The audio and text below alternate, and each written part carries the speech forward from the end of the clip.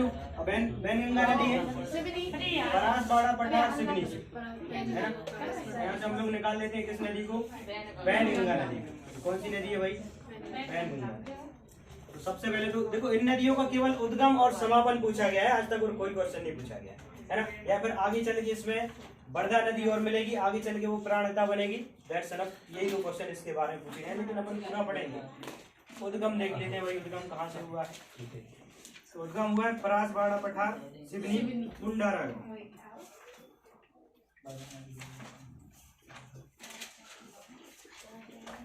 परासवाड़ा पठार जो कि सिवनी जिले में आता है, सिवनी। और पर्टिकुलर देखा जाए तो रजूला ताल, है ना। और पर्टिकुलर नाम भी दिए गए हैं जो कि आपको याद नहीं करने, केवल सुन लो आप। बेबा, दीदी। देख लेते हैं अपन समापन कहाँ होता है भाई, समापन इसका गोदावरी नदी में, लेकिन इसमें बीच में और नदियां भी आके मिलती है, डायरेक्टली नहीं मिलती है। तो इस नदी में आके एक और नदी मिलती है जिसका नाम है वर्धा नदी, ठीक है। तो हम पहले तो डायरेक्ट लिख लेते हैं इसको कि भाई ये गोदावरी नदी में जाके मिल जाती है, शॉर्ट में लिख लो गोदावरी, ठीक है ना। समापन हो जाएगा गोदावरी नदी महाराष्ट्र। वर्धन शिखर बैतूल से निकलती है वर्धा नदी, उसको भी अपन देख लेते हैं। अच्छा डायग्राम बना लेंगे क्योंकि अपन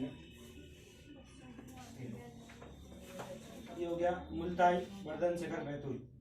यहाँ से हम निकाल लेते हैं कौन सी नदी, वर्धा नदी, ठीक है ना। ये हो गई वर्धा, जो कि कहाँ से निकलेगी, बैतूल। मुल्ताई से एक और नदी निकलती है ताप्ती नदी, है ना। और ये हो जाएगी कौन सी, वर्धा नदी, जो वर्धन शिखर बैतूल से निकलती है। और दोनों आगे इसमें आके मिल जाती हैं। तो आगे देखो वर्धा प्लस बैनगंगा आगे मिलके क्या बन जाती है, प्राणहिता नदी बन जाती है। उसको भी अपन देख लेंगे, है ना। अच्छा, इसी में एक और नदी आके मिलती है, वर्धा हो गई, फिर हो गई पैंच नदी और कानन नदी। यहाँ पैंच छिंदवाड़ा से पैंच नदी निकलती है, तो पैंच को भी यही बना लेते हैं, सारा डायग्राम यही बना लेते हैं। पैंच नदी हो जाएगी, ठीक है। और ये होगी कौन सी नदी, कानन नदी।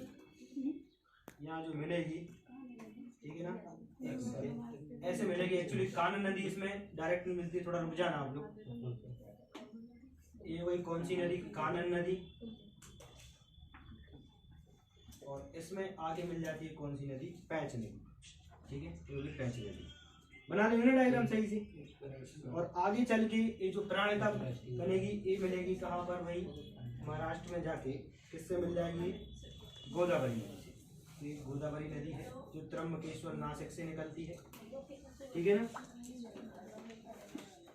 लोकेशन भी बनाना समझना, तो यही डायग्राम है। क्या हो गया, वर्धा नदी छोटी नदी है सर, एमपी की सबसे छोटी कह रहा हूँ। नहीं, एक दूसरी नदी का नाम आया था मध्य प्रदेश में, छोटी तवा।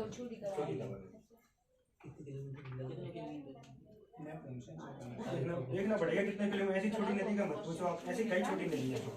अच्छा, और इम्पोर्टेंट ये है भाई इस नदी के बारे में, तो यहाँ पर समझ जाएंगे ना। तो हम लोग यहाँ लिख लेते हैं भाई बैनगंगा प्राणहिता बराबर वर्धा प्लस बैनगंगा। डायरेक्टली पूछा जा सकता है कि भाई जहाँ दो नदियां मिलती हैं, तो देखो एक बैनगंगा नदी और एक वर्धा नदी, दोनों का जहाँ संगम होता है, तो वहां से उस नदी का नाम क्या हो जाता है, प्राणहिता। और प्राणहिता जाके कहाँ मिल जाती है, गोदावरी नदी में। इसलिए हमने समापन में लिख लिया कि बैनगंगा नदी का जो समापन होगा वो क्या होगा, गोदावरी नदी में जाके मिल जाएगी। दर्शन, आगे बढ़ते हैं। इसको कहा जाता है सिवनी की जीवन रेखा, सिवनी की जीवन रेखा। इसी नदी को क्या कहा जाता है, सिवनी की जीवन रेखा कहा जाता है। बाकी इसकी और अन्य सहायक नदियां भी दी गई जो आपको याद नहीं करनी है। हाँ, लेकिन इस नदी पर इम्पोर्टेंट बात है कि भाई इसमें सिवनी के छपारा में 1972 में भीमगढ़ बांध बनाया गया है, इसी नदी पर, है ना। तो इस नदी पर क्या है, भीमगढ़ बांध, सिवनी पर। हाँ, सिवनी जिले में ही स्थित है, छपारा सिवनी। इसी का नाम है संजय सरोवर बांध भी इसको कहा जाता है। संजय सरोवर बांध, बस इतना याद रखना है आपको इसके बारे में, और कुछ भी इम्पोर्टेंट नहीं है, जो कि एशिया का सबसे बड़ा मिट्टी का बांध है ना, इसलिए इम्पोर्टेंट। संजय सरोवर। हाँ, संजय सरोवर बांध एशिया का सबसे बड़ा मिट्टी का बांध है।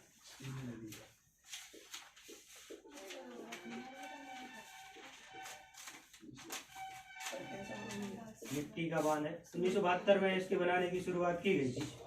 तो पहले देखो ऐसा नहीं कि केवल मिट्टी मिट्टी का यूज किया है ना, पत्थर भी लगे होंगे उसमें, बाद में ऊपर से सीमेंट भी लगाया गया होगा। पहले तो मिट्टी का यूज किया गया पत्थरों के साथ, बाद में ऊपर से सीमेंट का लेप कर दिया होगा। जैसे घर देखे होंगे आपने, जैसे जब आपको पता चला बाहर से सफाई करवा देते हैं और भाई कोई करवा देते हैं, क्या बोलते हैं उसको, पुट्टी करवा देते हैं, ऐसा लगता है कि नया मकान बन गया है। ठीक है, तो ध्यान रखेंगे एशिया का सबसे बड़ा मिट्टी का बांध कौन सा हो जाएगा, भीमगढ़ बांध या संजय सरोवर बांध, जो कि किस नदी पर है, वैनगंगा नदी पर है। और आपसे पूछा जा सकता है कि भाई वर्धा प्लस वैनगंगा बराबर कौन सी नदी बनेगी, तो हो जाएगी प्राणहिता नदी। बाकी कुछ भी नहीं है इम्पोर्टेंट। अच्छा, इसकी लंबाई भी दी गई 570 किलोमीटर है ना, वैनगंगा नदी की लंबाई दी गई 570 किलोमीटर, जो कि आपको याद नहीं रखनी है, लंबाई नहीं पूछी जाएगी, केवल उद्गम, समापन और प्राणहिता के बारे में पूछे गए ऐसे क्वेश्चन।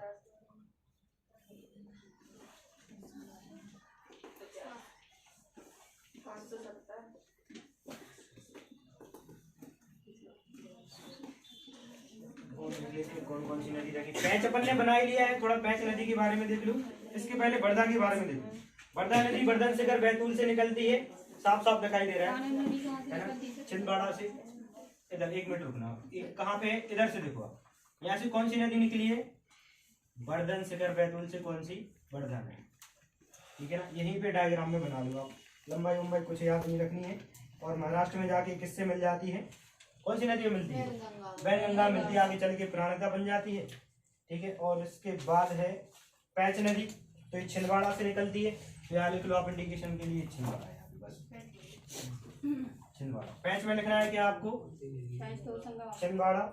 और कौन सी बची हुई है, पैंच निकलती है छिंदवाड़ा से, कानन की बोल रहे थे। हाँ, कानन भी वहीं से निकलेगी, कानन नदी का लिखा गया है क्या, पैंच होशंगाबाद से नहीं निकलती, पचमढ़ी होशंगाबाद नहीं, पैंच छिंदवाड़ा से निकलती है, पैंच नदी छिंदवाड़ा, और वहीं के पास से निकलती है आपकी क्या, कानन नदी, वो भी छिंदवाड़ा की नदी है। हाँ, दोनों में छिंदवाड़ा। ठीक है ना, ये हो गई सभी नदियां। और आगे देखो आपकी बुक में लिखा गया कोलबेरा नदी, उतनी इंपॉर्टेंट नहीं है, ये भी छिंदवाड़ा से ही निकलती है, कोलबेरा नदी। इसके बाद माही नदी तो हम लोग पढ़ ही चुके हैं, माही नदी को पृथ्वी की पुत्री कहा जाता है। महानदी का जो है अपने यहाँ की एक शिवना नदी है, उसका नाम याद रखें, तो यहाँ अलग से लिख लें महत्वपूर्ण तथ्य, महत्वपूर्ण तथ्य में लिख लेंगे बाकी नदियों को, है ना, महत्वपूर्ण तथ्य लिख लीजिए आप।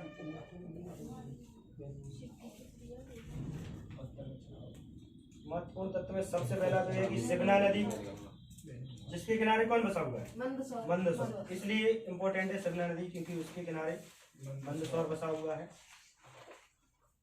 पशुपतिनाथ का एकमात्र मंदिर है जिस पर, इसलिए शिवना नदी इम्पोर्टेंट है। तो आप लिख लेंगे शिवना नदी के किनारे मंदसौर बसा है। हाँ, तपेश्वर महादेव का मंदिर भी यहीं पर है।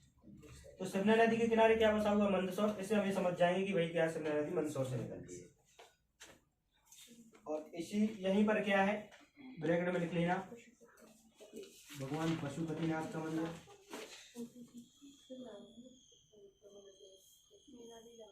और तापेश्वर महादेव मंदिर, ये 2 मंदिर भी हैं। दर्शनीय स्थलों में लिख लेंगे इनको, दर्शनीय स्थलों में लिख लेंगे। समूली नदी उतनी इंपॉर्टेंट नहीं है, भी मंदसौर की नदी है। अंसर नदी आज तक नहीं पूछा गया है। तो ये हो गई मध्य प्रदेश की नदियां। अब एक एक क्वेश्चन पूछे जाएंगे सभी से। और एक कौन सी, पैंच नदी, ठीक है ना। और यहाँ से कौन सी नदी निकली है, वर्धन से कर बैतूल से, वर्धा नदी डायरेक्टली आके वो यहाँ मिल जाती है ना। और यहाँ से इनका नाम क्या हो जाता है, प्राणहिता नदी हो जाता है। तो आपको केवल याद रखना है मेनली वर्धा नदी को, और ये वैनगंगा एक्चुअली जो परासवाड़ा सिवनी से निकल रही है, ठीक है ना। ये तो सिवनी है, परासवाड़ा क्या सिवनी, ठीक है। तो यहाँ से वैनगंगा नदी निकल रही है और यहाँ से वर्धा नदी निकल रही, दोनों आपस में मिल जाएंगी महाराष्ट्र में। और जाके किससे मिल जाएंगी, गोदावरी। गोदावरी नदी के बारे में जानते हैं कि नासिक से निकलती है और बंगाल की खाड़ी में जाके गिर जाती है, जो दक्षिण की रद्दगंगा कहलाती है। क्या कह रहा हूँ, बैतूल लिखा गया है, वर्धन से कर बैतूल से निकलती है वर्धा नदी। ओके, ये हो गई मध्य प्रदेश की नदियां। चलिए सब सामूहिक रूप से पूछा जाएगा, सामूहिक रूप से पूछ लीजिए। आपको बताना है कामधेनु किस नदी का उपनाम है? कामधेनु, कामधेनु चंबल नदी का उपनाम है। देखो इसलिए मैं सामूहिक रूप से पूछ रहा हूँ। कामधेनु किस नदी का उपनाम है? चंबल नदी का उपनाम है। मध्य प्रदेश और राजस्थान की प्राकृतिक सीमा का निर्धारण कौन सी नदी करती है? चंबल नदी करती है। ध्यान रखना, इस चीज का भी क्वेश्चन पूछा गया है। मध्य प्रदेश और राजस्थान का जो प्राकृतिक सीमा निर्धारित की जाती है, और वैसे भी देखो भौगोलिक सीमा भी कौन सी नदी निर्धारित, चंबल नदी निर्धारित करती है। आपको बताना है चंबल नदी का उद्गम स्थल क्या है? पहाड़ी महू इंदौर से निकलती है। इंदौर किस नदी के किनारे स्थित है? वेरी गुड, खान नदी के किनारे स्थित है। मध्य प्रदेश में सबसे ज्यादा अपर्दन करने वाली नदी चंबल नदी। श्योपुर भिंड मुरैना में सर्वाधिक अपर्दन होता है, और इसके द्वारा जो किया गया अपर्दन है वो किसका उदाहरण? कौन सा? परत अपर्दन, सीधार अपर्दन या गलीय अपर्दन? कौन सा अपर्दन होता है? ये एमपीपीएससी में पूछा गया था, गलीय अपर्दन। ऐसा कुछ इतना कठिन भी नहीं पूछ लिया। गलीय अपर्दन का उदाहरण है। आपको बताना है भाई गलीय पर्दन क्या कहलाता है? गलीय पर्दन में गलियां टाइप से बन जाती है। सीट पर्दन में पूरा परत निकल जाती है। हाँ, वर्षा की एक्चुअली बाढ़ आती है नदी द्वारा, नदी में जब पानी आता है ना तो भराव क्षेत्र इतना हो जाता है कि अपने साथ रास्ते के रास्ते बहा के ले जाती है, तो बड़े बड़े खड्डे बन जाते हैं, बीड़ कहते हैं जिनको, है ना। चंबल के डाकू कहाँ रहते हैं? बीड़ में। चंबल के डाकू नहीं सुना आपने? पूरन देवी का नाम नहीं सुना? इतनी बड़ी कहानी बताई। चलो ठीक है, अगला क्वेश्चन। मालवा की गंगा किस नदी को कहा जाता है? क्षिप्रा नदी को मालवा की गंगा कहा जाता है। मध्य प्रदेश की गंगा किस नदी को कहा जाता है? क्यों कहा जाता है? मध्य प्रदेश की गंगा प्रदूषण के आधार पर क्या रहेगी? आपकी बेतवा। और अभी सिवनी जिले का जो जीवन रेखा वो किसको कहा जाएगा? मध्य प्रदेश की जीवन रेखा नर्मदा नदी को।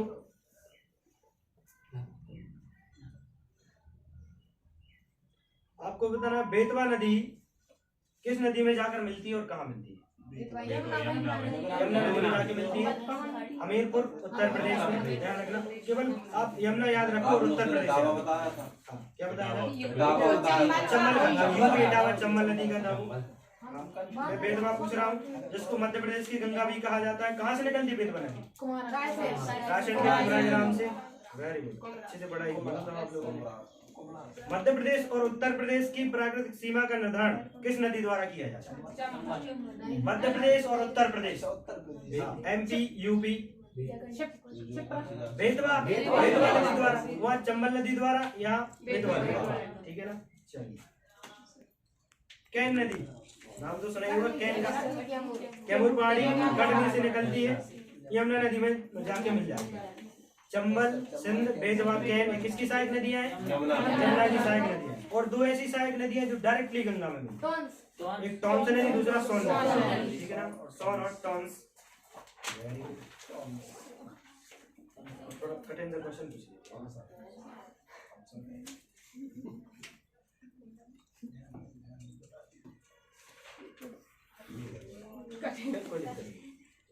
कन्हार, उत्तरी कोयले किसकी सहायक नदियां हैं? सोन नदी की सहायक नदियां, क्योंकि जोहेला से ही पता चल गया। क्वेश्चन सुनिए, नर्मदा नदी प्रायद्वीपीय भारत की अन्य नदियों के विपरीत सदावाहिनी नदी है ना। इसका मुख्य कारण रेत मिट्टी की उपस्थिति है, जिसमें पानी सोखने की क्या क्षमता ज्यादा हो, है ना। तो क्वेश्चन ये एक फैक्ट था जो आपको बताना था। क्वेश्चन ये है कि जो नर्मदा नदी है वो किस प्रकार का अपवाय तंत्र बनाती है? किस प्रकार का अपवाय तंत्र बनाती है? वृक्षाकार, है ना, याद रखना। वृक्षाकार अपवाय तंत्र बनाती है। नर्मदा नदी की सबसे बड़ी सहायक नदी मिलती ही नहीं है, तवा नदी रहेगा। अगला क्वेश्चन सुनिए, मध्य प्रदेश में नर्मदा की सहायक नदी सुप्ता नदी पर सुप्ता बांध बनाया गया, जो किस जिले में आता है? सुप्ता बांध, खंडवा जिले। इंदिरा गांधी जल विद्युत परियोजना, जो कि मध्य प्रदेश की सबसे बड़ी परियोजना है, किस नदी पर स्थित है? नर्मदा नदी पर। किस जिले में? हाँ, खंडवा में एक उसका दूसरा नाम भी है, पुनासा डैम के नाम से। अब आपको बताना है नर्मदा नदी के किनारे स्थित शहर नेमाबाद मध्य प्रदेश के किस जिले में आता है? नेमाबाद धार में आता है। ऑप्शन सुनने को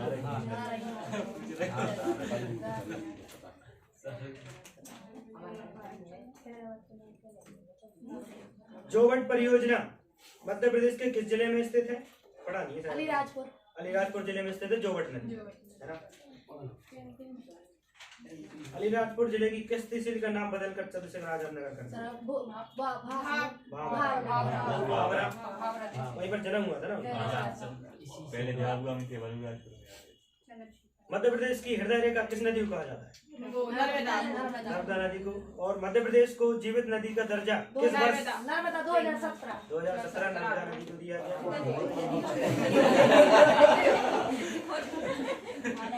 आपको बताना है मान नदी, मान नदी किसकी सहायक नदी है? मान नदी नर्मदा की सहायक नदी है ना। एक बार नाम सुन लो। बरनार, बंजर, हिरन, हथनी, सेठ, शक्कर, तिंदोली, ऊटी, वरना, दूधी, तैनवा, चंद्रकेसर, कन्हार, ये सभी किसकी सहायक नदी है? नर्मदा। थोड़ा सा नाम याद रखने इनको। नमामि नर्मदे यात्रा का शुभारंभ कब किया गया?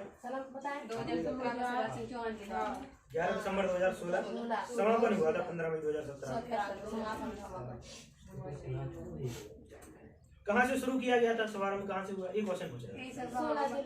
मध्य प्रदेश के किस जिले से नमामि नर्मदे योजना का शुरू? अमरकंटक, अनूपपुर शुरू करेंगे और पूरा चक्कर लगाएंगे।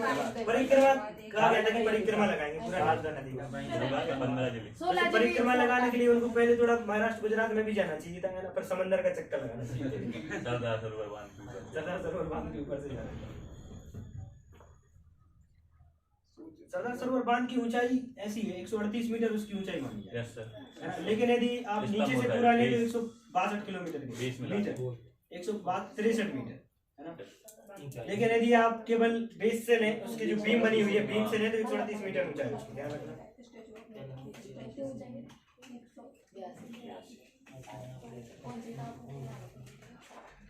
चलिए और एक दो क्वेश्चन पूछ लेते हैं।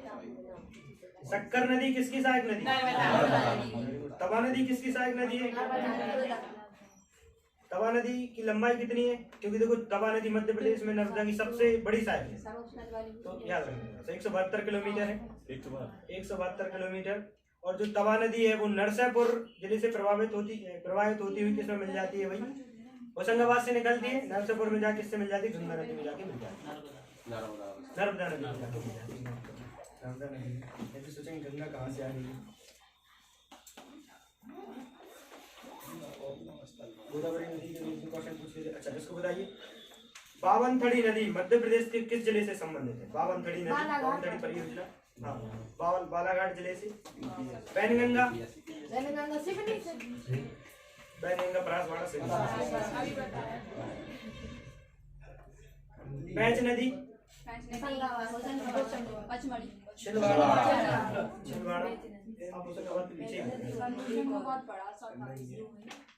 मध्य भारत की किस नदी को वृद्ध गंगा के नाम से जाना जाता है?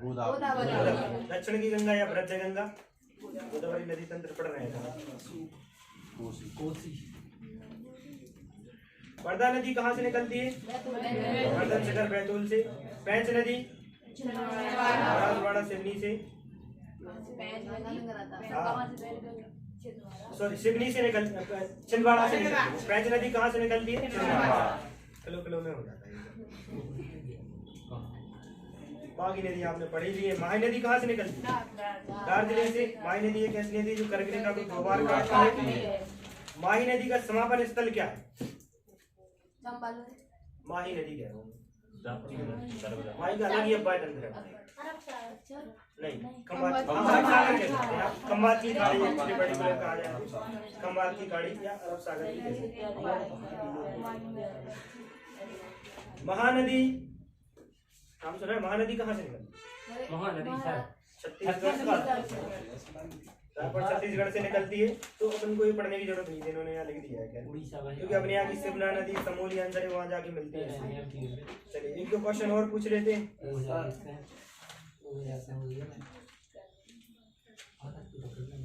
आपको बताना है आष्टा नगर किस नदी के किनारे स्थित है। आष्टा कहाँ पे है पहले? भोपाल संभाग के एक जिले में आष्टा। कहाँ है? सीहोर में आष्टा है, और वहाँ किस नदी के किनारे स्थित है? पार्वती नदी, जहाँ से पार्वती निकलती है। अगला क्वेश्चन सुनिए। महू किस नदी के किनारे स्थित है? महू चंबल नदी के किनारे है ना, नहीं तो इंदौर के सापेक्ष लगा दो, इंदौर तो खान नदी के किनारे स्थित है। डिंडोरी किस नदी के किनारे स्थित है? नर्मदा। डिंडोरी नर्मदा नदी के किनारे स्थित है। आपको बताना है बागली गांव किस नदी के किनारे स्थित है? किस नदी? काली सिंध। ऐसे ही क्वेश्चन पूछे जाते हैं। राजगढ़ किस नदी के किनारे स्थित है? राजगढ़ बेतवा नदी के किनारे। सांची बौद्ध जगत का पवित्र नगर सांची बेतवा नदी के किनारे। विदिशा बेतवा। रतलाम थोड़ा अनुमान लगाइए, रतलाम चंबल।